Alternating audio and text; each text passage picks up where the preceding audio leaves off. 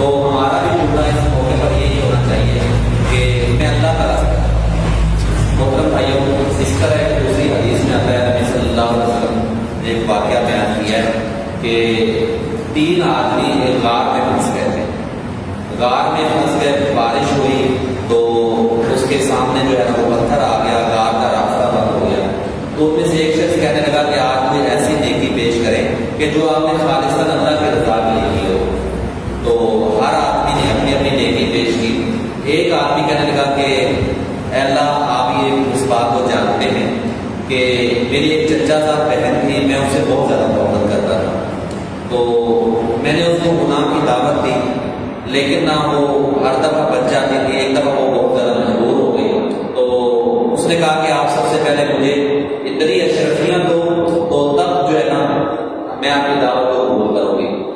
تو کہنے لگی کہ وہ اشرفیاں اس نے مجھے دے دی، اور اس کے بعد جب میں اس پر میں نے غلبہ پا لیا تو وہ مجھے جو ہے نا کہنے لگی کہ تو اللہ سے ڈر جا، اتق اللہ، تو اللہ سے ڈر جا. تو کہنے لگی، حدیث میں آتا ہے کہ جب اس نے خاتون نے، اس عورت نے اس شخص کو یہ کہا جو اس کے ساتھ بدکاری کرنا چاہتا تھا، جب اس نے یہ کہا تو اللہ سے ڈر جا، تو وہ شخص جو ہے نا اس گناہ سے باز آ گیا. تو وہ کہنے لگا کہ اے اللہ، اگر آپ کو یہ میرا عمل پسند ہے کہ صرف تجھ سے ڈرتے ہوئے میں نے اس کو چھوڑ دیا، حالانکہ میں پورا غلبہ بھی پا چکا تھا، صرف میں تجھ سے ڈر گیا، اے اللہ اگر مجھے میرا یہ عمل پسند ہے، اللہ نے اس مصیبت سے نجات دے دے. تو اللہ تبارک و تعالیٰ نے ان کو اس مصیبت سے نجات دے دی.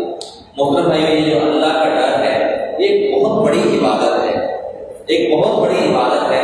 اللہ کے نبی صلی اللہ علیہ وسلم جو ہے اس کے لیے دعائیں کیا کرتے تھے. اللہم انی اسألک خشیتک فی الغیب والشہادہ. اللہ ظاہر کا معاملہ ہو یا باطن کا معاملہ ہو، میں اکیلا ہوں یا لوگوں کے درمیان ہوں، اللہ میں تجھ سے اس بات کا سوال کرتا ہوں کہ اللہ تو میرے دل کے اندر اپنا ڈر ڈال دے. اور اسی طرح اللہ کے نبی صلی اللہ علیہ وسلم کی ایک دعا ہے، اللہم اقسم لنا من خشیتک ما تحول بہ بیننا و بین معاصیک. اللہ میرے دل کے اندر اتنا تو ڈر ڈال دے کہ جب میں تیری نافرمانی کو کرنے لگوں، تیری نافرمانی اور میرے درمیان جو ہے نا وہ تیرا خوف جو ہے نا وہ عائد ہو جائے، وہ رکاوٹ آ جائے. محترم بھائیوں، آج ہمیں بھی اپنا جائزہ لینا چاہیے.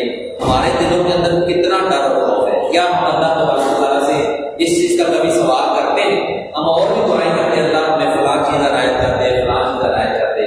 تو ہمیں اللہ تبارک و تعالیٰ سے اس عظیم عبادت کا بھی اللہ تعالیٰ سے سوال کرنا چاہیے کہ اللہ میرے دل کے اندر جو ہے اپنا ڈر ڈال دے. تو محترم بھائیوں، حدیث میں آتا ہے نبی صلی اللہ علیہ وسلم نے فرمایا کہ اللہ تبارک و تعالیٰ قیامت والے دن جو ہے نا اکثر لوگوں کو جو جنت میں داخل کرے گا ان میں 2 خوبیاں ہوں گی. اکثر لوگ جو جنت میں جائیں گے وہ 2 خوبیاں والے ہوں گے. وہ ایک تقوی اللہ سے ڈرنے والے، اور دوسرا وہ اچھے اخلاق والے. یعنی ان 2 خوبیوں والے اکثر لوگ جنت میں چلے جائیں گے. تو محترم بھائیوں، یہ جو رمضان المبارک کا مہینہ ہے یہ اللہ تبارک و تعالیٰ نے اسی مقصد کے لیے جو ہے نا ہر مہینے، ہر سال جو اللہ تبارک و تعالیٰ نے ہمارے اوپر فرض کیا ہے، صرف ایک مقصد حاصل کرنے کے لیے. وہ کیا مقصد ہے؟ لعلکم تتقون، تاکہ تم مجھ سے ڈرنے والے بن جاؤ، تمہارے دلوں کے اندر میرا خوف آ جائے، جب کوئی گناہ آئے تو تم اس کو ٹھکرانے والے بن جاؤ. ٹھیک ہے؟ تو محترم بھائیوں، حدیث میں آتا ہے نبی صلی اللہ علیہ وسلم نے فرمایا جس بندے کے دل کے اندر یہ والی چیز پیدا ہو جاتی ہے، روزہ رکھ کر اس کے دل کے اندر یہ بات پیدا ہو جاتی ہے، اللہ کا ڈر پیدا ہو جاتا ہے، اللہ کے نبی صلی اللہ علیہ وسلم نے فرمایا اللہ تبارک و تعالیٰ ایسے بندے کو کیا انعام دے گا کہ یہی روزہ قیامت والے دن اللہ تبارک و تعالیٰ سے کہے گا کہ اللہ یہ وہ بندہ ہے، یہ وہ بندہ ہے جس کو میں نے کھانے پینے سے روکے رکھا اور اس اپنی خواہشات میں نفس کو روکا. اللہ میں اس بندے کے حق میں سفارش کرتا ہوں، اللہ تبارک و تعالیٰ روزے کی سفارش کرے گا اور اس بندے کو جنت میں داخل کر دیا جائے گا. اسی طرح محترم بھائیوں، قیامت والے دن جو جنت ہے، جنت میں 8 دروازے ہیں. اللہ کے نبی صلی اللہ علیہ وسلم نے فرمایا ایک دروازے کا نام باب الریان ہے. اللہ کے نبی فرماتے ہیں اس میں صرف روزے داروں کو ہی بلایا جائے گا. اسی طرح محترم بھائیوں کی حدیث میں آتا ہے کہ جب جنتی لوگ جنت میں چلے جائیں گے تو اللہ تبارک و تعالیٰ جنتیوں سے کہے گا کہ آپ کو کچھ اور چاہیے، تو وہ آگے سے کہیں گے اللہ آپ نے اتنی نعمتیں ہمیں دے دی ہیں، آپ نے ہمیں جہنم سے بچا دیا، جنت میں داخل کر دیا، اور ہمیں کچھ بھی نہیں چاہیے. تو اللہ تبارک و تعالیٰ اس سے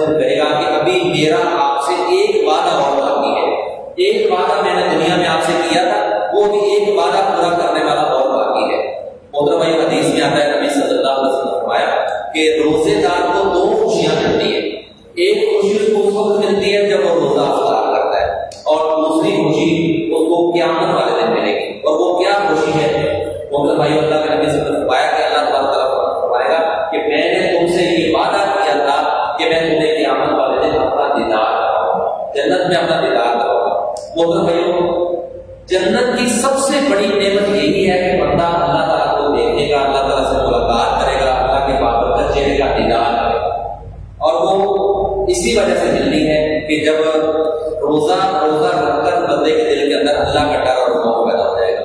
محترم بھائیوں، جو بندہ روزہ رکھ کر اس کے دل کے اندر اللہ کا ڈر اور خوف پیدا ہو جاتا ہے، اللہ تبارک تعالیٰ قیامت والے دن اس کو اپنا دیدار بھی کروائے گا. محترم بھائیوں، حدیث میں یہ بھی آتا ہے کہ کچھ لوگ ایسے ہیں جن کو سوائے بھوک پیاس کے کچھ بھی نہیں ملتا. روزہ وہ رکھتے ہیں لیکن ان کو بھوک پیاس کے علاوہ کچھ بھی نہیں ملتا. وہ صرف فاقہ کشی والی زندگی گزار رہے ہیں، اور کتنے سال ہو گئے ان کی اسی طرح کا معاملہ ہے کہ وہ فاقہ کرتے ہیں اور اللہ تعالیٰ کے ہاں کچھ بھی نہیں ملتا. محترم بھائیوں، وہ کون سے لوگ ہیں؟ اللہ کے نبی صلی اللہ علیہ وسلم نے فرمایا کہ وہ کون سے لوگ ہیں جو روزہ تو رکھ لیتے ہیں، یعنی ان کو بھوک پیاس کے علاوہ کچھ بھی نہیں ملتا.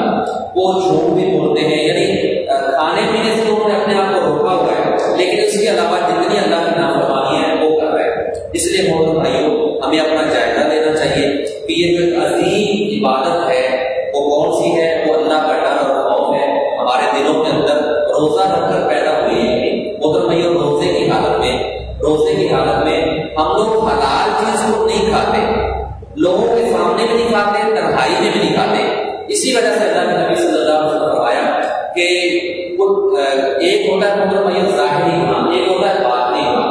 کچھ لوگوں کو دیکھا ہے کہ وہ جب لوگوں کے درمیان میں ہوتے ہیں تو اپنے آپ کو برائی سے بچا کر رکھتے ہیں، لیکن جب تنہائی میں ہوتے ہیں، اکیلے میں ہوتے ہیں، وہ اللہ کی نافرمانیاں وہ کرتے ہیں.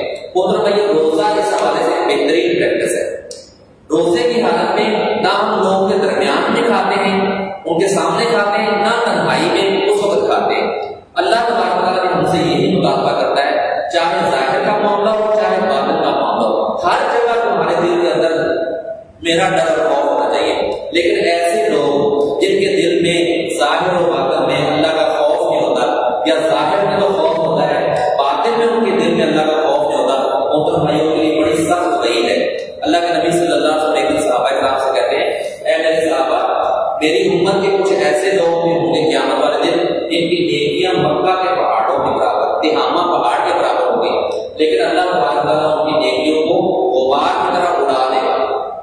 محترم بھائیوں، جب اللہ کے نبی صلی اللہ علیہ وسلم نے یہ بات کی تو صحابہ کرام پریشان ہو گئے کہ اللہ کے نبی، ان لوگوں کی ہمیں نشانیاں تو بتلا دیجیے کہ جن کی نیکیاں بھی مکہ کے پہاڑوں کے برابر ہیں، تہامہ پہاڑ کے برابر ہیں، اور اللہ تعالیٰ ان کی نیکیوں کی کوئی پرواہ نہیں کرے گا، ان کو غبار کی طرح اڑا دے گا.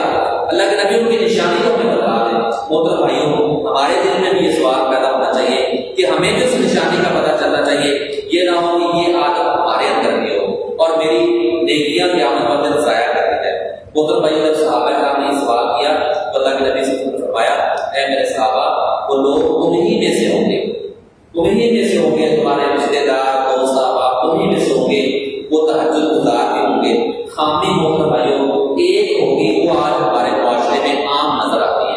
وہ کیا خامی ہوگی؟ محترم بھائیوں، اللہ کے نبی صلی اللہ علیہ وسلم نے فرمایا، جب تنہائی ہوتی ہے، تنہائی میں وہ لوگ ہوتے ہیں، اکیلے ہوتے ہیں، خلوت میں ہوتے ہیں، اس وقت وہ اللہ کی حرام کردہ چیزوں کو اختیار کر سکتے ہیں. جن چیزوں سے اللہ تعالیٰ نے منع کیا ہے ان چیزوں سے وہ باز نہیں آتے. وہ کہتے ہیں کہ ان کے دل میں یہ بات آتی، ابھی ہمیں کون سے کوئی لوگ دیکھ رہے، تو ان کے دل میں یہ کبھی خیال نہیں آیا کہ اگر لوگ نہیں دیکھ رہے تو اللہ کی ذات کو دیکھ رہی ہے. محترم بھائیوں، وہ بندہ خوش نصیب ہے، وہ بندہ خوش نصیب شخص ہے کہ جو ظاہر کا معاملہ ہو یا باطن کا معاملہ ہو، اس کے دل میں اللہ کا ڈر آ جاتا ہے، اللہ کی نافرمانی سے اپنے آپ کو بچاتا ہے، اس کے دل میں اللہ کا خوف آ جاتا ہے. محترم بھائیوں، اللہ تبارک و تعالیٰ قرآن مجید میں بھی یہ ارشاد فرمایا، ان اکرمکم عند اللہ اتقاکم، کہ میرے نزدیک سب سے زیادہ معزز شخص، عزت والا شخص وہ ہے جو مجھ سے سب سے زیادہ ڈرتا ہے. محترم بھائیوں، اللہ کا ڈر پیدا کرنے کی وجہ سے اللہ تبارک و تعالیٰ کے ہاں انسان عزت بھی پا جاتا ہے. اللہ کا ڈر ہونے کی وجہ سے انسان انسان جو ہے دنیاوی تکلیفوں سے اس کو نجات مل جاتی ہے. اللہ کے ڈر اور خوف کی وجہ سے انسان کو قیامت والے دن اللہ اپنے عرش کے سائے تلے میں جگہ دے گا, اور اللہ کے ڈر اور خوف کی وجہ سے انسان جو ہے جنت میں بھی چلا جائے گا. اللہ کے ڈر اور خوف کی وجہ سے انسان اللہ تعالیٰ کا دیدار بھی کرے گا. میری اللہ تبارک تعالیٰ سے دعا ہے کہ اللہ تبارک تعالیٰ روزے کے جو اصل مقصد ہے اللہ کا ڈر اور خوف آنا, اپنے آپ کو نافرمانی سے بچانا, اللہ تبارک تعالیٰ ظاہر ہو یا باطن ہو, اللہ تبارک تعالیٰ ہمیں جو ہے نا اپنے دلوں کے اندر اللہ کا ڈر